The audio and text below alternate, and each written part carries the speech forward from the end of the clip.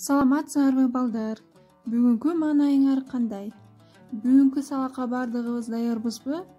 Даяр болсок, анда биз бүгүнкү сабагыбызды баштайлы. Бүгүн бизде кыргыз тили сабагы. Бүгүн кыргыз тили сабагынан силер менен биз баяндама жазабыз. Бүгүнкү сабагыбыздын максаты окуучулардын кеп маданиятын өстүрүү, өз оюн кенен түшүнүктүү жазууга үйрөтүү, алган билимдерин колдоно алууга, кыргыз элинин мурастарын баалоого, тарбиялоо болуп эсептелинет балдар. Анда эмесе балдар, бардыгыбыз баяндама дептерге бүгүнкү числону жазабыз. 9 айынын 7-си. Баяндамабыздын темасы көчмөндөр оюну. Көчмөндөр оюну. Көчмөндөр оюну жалаң гана күчтүн жана шамдагайлыктын оюну эмес. Ал акылдын, философиянын, табият менен терең мамиледе жашоонун оюну. Бул нукура көчмөндүн, акылкөйлүктүн символу.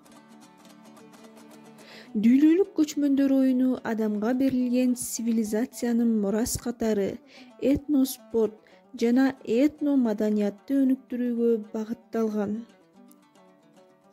Көчмөндөр оюндарынын максаты этностор менен элдер арасындагы маданияттын нускалыгын сактоо, өркүндөтүү, көп жактуу тарыхый, маданий мурастарды сактап калуу.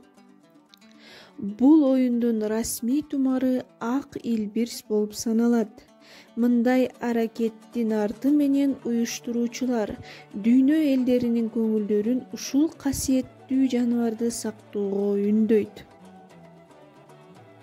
Биринчи дүйнөлүк көчмөндөр оюну тарыхта биринчи ирет Кыргызстанда Ысык көл облусунун Чолпон Ата шаарында болуп өттү.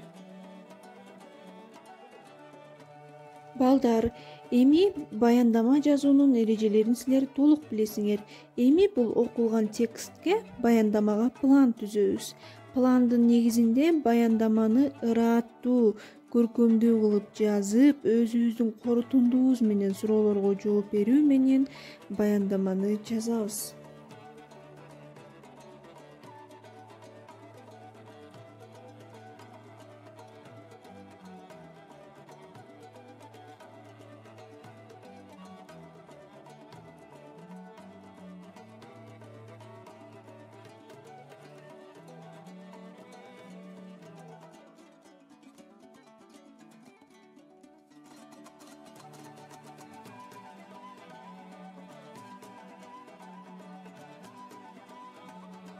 Ушуну менен биздин сабагыбыз соңуна чыкты.